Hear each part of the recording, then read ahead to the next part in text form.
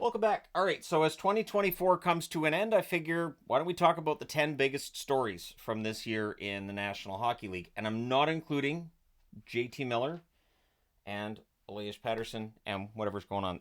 That to me is not one of the 10 biggest stories from this year around the world of hockey, but mostly centered on the National Hockey League. So, number one,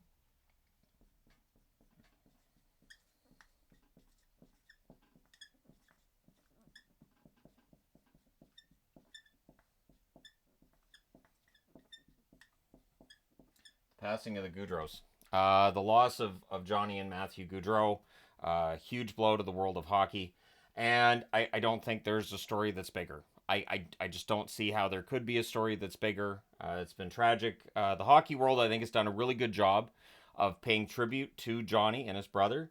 And I think that this story has been given the right amount of attention, I think, from the media and the right amount of respect from the media as well. And it is an absolute shame to lose two young men in that manner. And so here's to hoping that next year when I'm doing a top 10, it won't include something tragic like that. And I am going from 1 through 10. I feel like in this case, a countdown isn't really necessary. Number 2 has to be.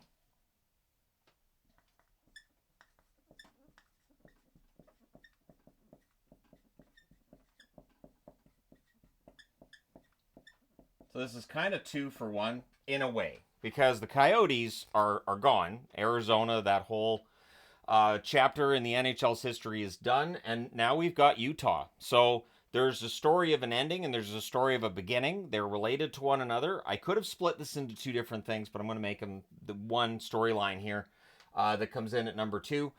Utah so far has been very supportive. Everything sounds really good. It sounds like there's an investment on the government side that wasn't going to be there from Arizona. And so there's a whole talk of where expansion could go and everything from this.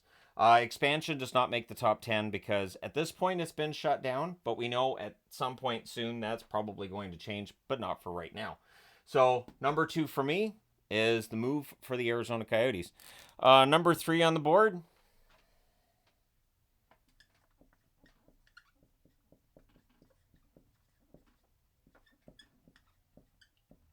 You know, it's funny. There's all this discussion now about how Florida has this unfair advantage because of taxes. For the first, 25 years of this team's existence, it sure didn't help them at all in any way, shape, or form. This team was a disaster. Then they got a good GM, they got a good owner, and magically, Florida's doing better on the ice with their cup win and everything. The attendance is much better. I don't know, it's like competence draws fans back in. And so, yeah, the Panthers get a cup win. I also want to say, too, Buffalo is not in the top 10.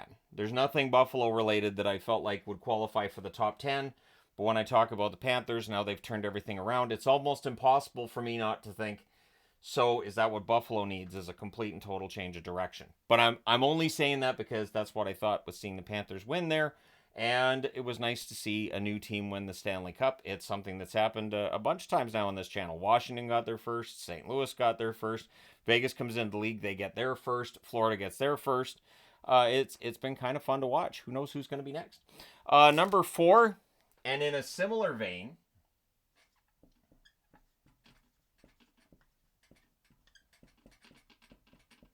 wasn't sure how to title this, but I'll title it "The Oilers Run to the Final." The NHL apparently just hates Canada, doesn't want them to win a Stanley Cup, and yet they keep allowing Canadian teams to get all the way to the final. How did they sneak through? But the Oilers got all the way to Game 7, and that Stanley Cup final where they were down 3-0 and forced Game 5, forced Game 6, forced Game 7, it led to a really, really entertaining Game 7, and just that final in general was one of the best finals I think I've ever seen. People always talk about the 94 Stanley Cup final. Part of what made that Rangers-Canucks Stanley Cup final so different was the Rangers were up 3-1, and then the Canucks won Game 5 in Madison Square Garden. They won Game 6 at home and forced a Game 7 at MSG. If that series ends in 5, we're not talking about it all those years later, and at least not to the level that we are now. So, yeah, the Oilers run to the Stanley Cup final, forcing a Game 7 in that final. It was kind of magic for Edmonton, and it was a long time coming. Number 5. So, back into the less positive thing here. So the 2018 Team Canada, the charges that have come out of that, the trial has been set for, I think it's April that they're going to be going to trial. This has been a big story. Thus, it ends up on the board. And I would think it may very well be a top 10 story next year, too, once the trial's gone through and we see what happens with those charges. We see what happens to their careers after whether convicted or freed of those charges. I would think that it may very well be a top 10 board issue next year when I'm talking about the top 10 issues in 2025. So we'll see what happens with this story this coming year, but it's number 5 on this year's chart.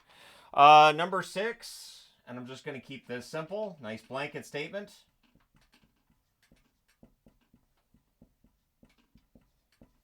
Fanatics takes over. Fanatics kind of runs all the sports merchandising in North America at this point.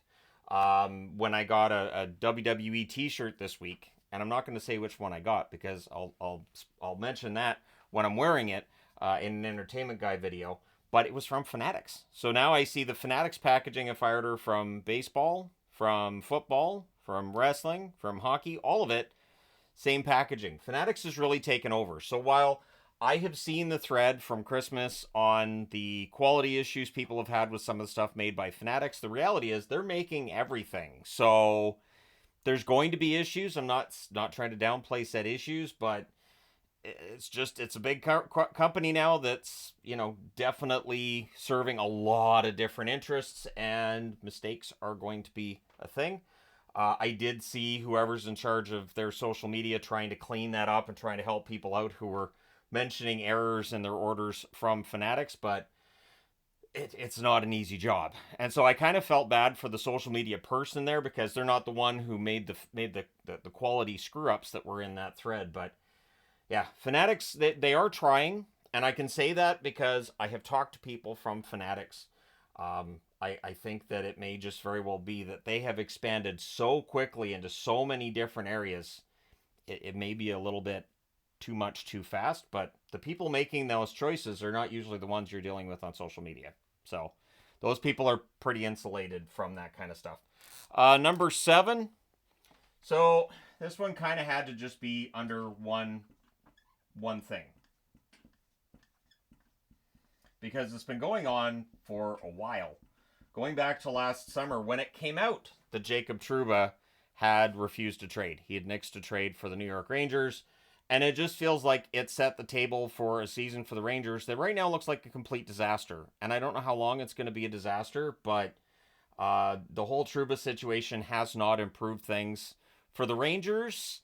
Of course, there was Barclay Goodrow being waived before the Trouba, either accept a trade or we're going to waive you kind of talk. And Kakko gets traded. So the Trouba drama, it feels like, is part of that New York Rangers drama as well. So I'm not putting the Rangers on the list because I feel like Trouba kind of encapsulates that, and just it's a big old exclamation point with that too, although I'm not putting one on the board at this point. Number 8.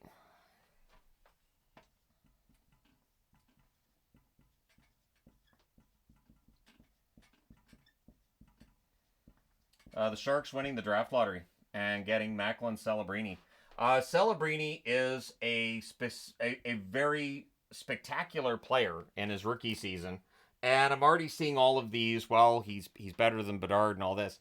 It's a first season. Before we compare players to one another and definitively declare that one player is better than another, you need more than a season's worth of stats on a resume. It takes a while to figure out who the best is. Everybody always points out, well, Alexander Daig, what a bust. He didn't look like a bust his first couple of seasons in the NHL. In fact, he looked pretty good.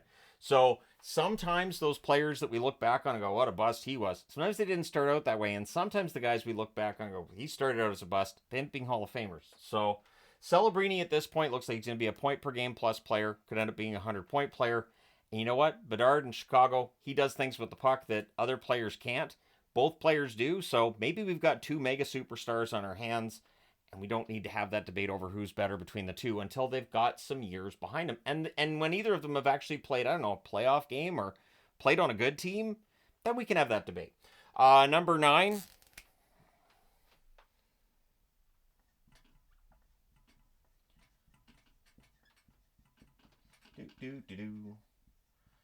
So it took a while. There was some hand wringing around this, but the Flames are finally getting their new arena. Ground has been broken on said new arena. And that's great because it means that the Calgary Flames do not have to worry about relocation. I would think that next year we'll have something to talk about with Ottawa maybe in the top 10 and their new building and how that's going to look. But the Flames getting a new arena, that's kind of a big deal at this point. It is going to be an upgrade on the Saddle Dome. People are going to miss the Saddle Dome until the new arena opens, and they're going to be like, this is really nice. The Saddle Dome has been an issue for Calgary for a while, and so it's nice to see that they're getting a new building. Number 10 on the list, and this is because it's been a storyline for a while, and it's still out there. To the point where last weekend, the Winnipeg Jets sell out, and their social media immediately says, hey, look, it's a sellout tonight in Winnipeg.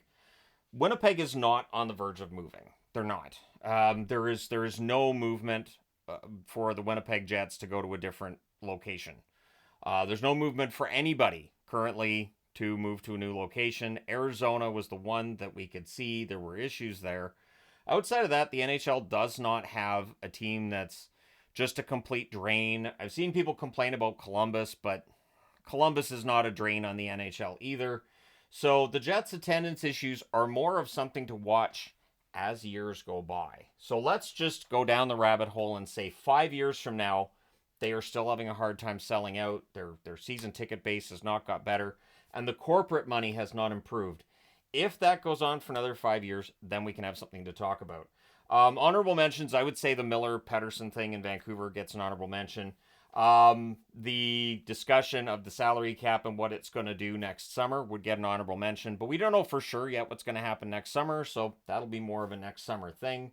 I didn't include any specific trade or any specific free agent signing from this past summer. I felt like these 10 issues were the 10 biggest, and to find that, I went through like the most popular videos on this channel over the last year and just over some of the new stuff that's been going on. But let me know your thoughts in the comment section below as always. Don't forget to hit like and subscribe in the event you may not have done so already. Thank you guys so much for all your support as always. I will talk to you again soon.